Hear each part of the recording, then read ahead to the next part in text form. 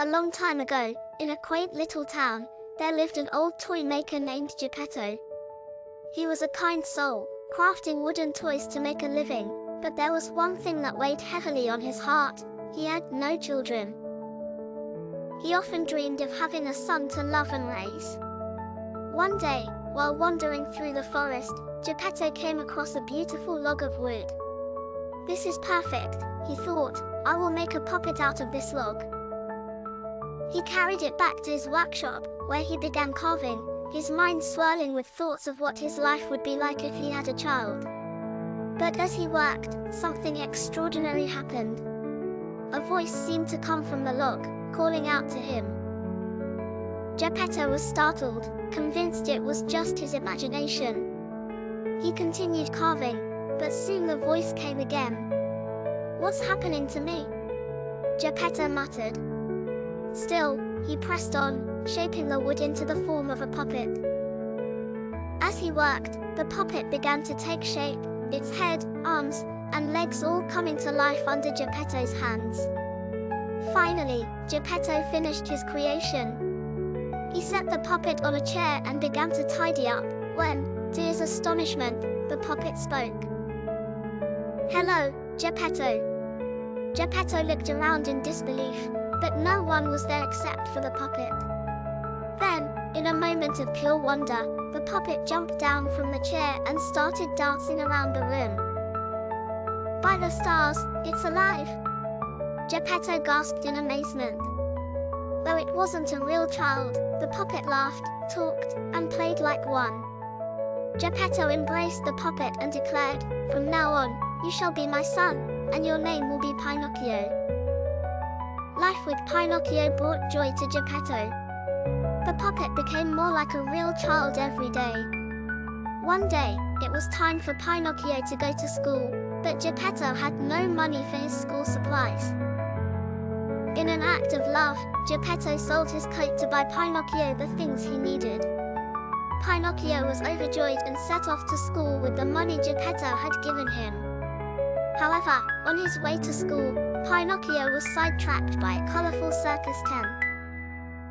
A clown at the entrance tried to stop him, but Pinocchio, eager to have fun, paid the clown with the money intended for school. Inside the tent, he saw puppets performing, and in a burst of excitement, he joined them. The audience was not amused, but the circus owner saw an opportunity.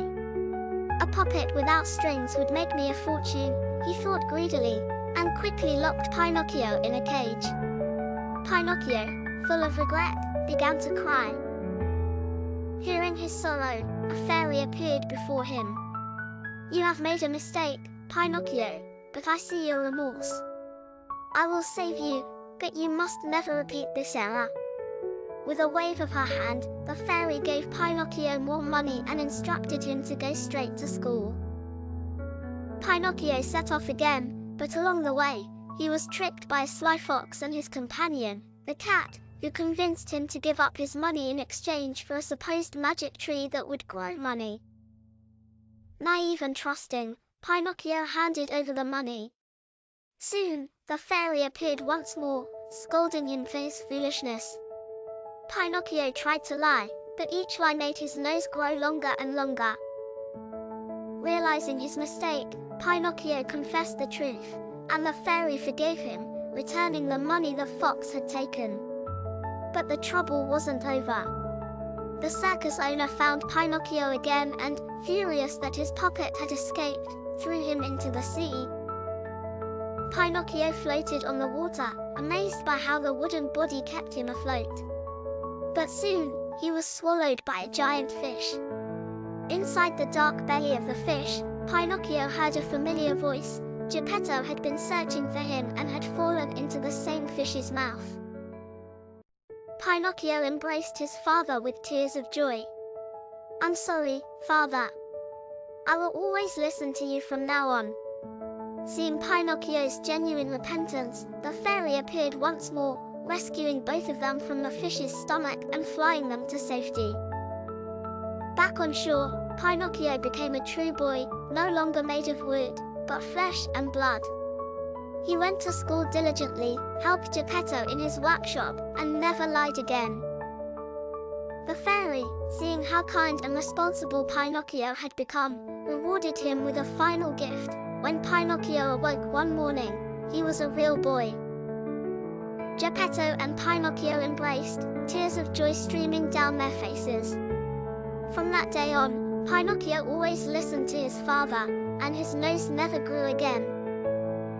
He was no longer just a puppet, but a true son, loved and cherished by Geppetto. And together, they lived happily ever after.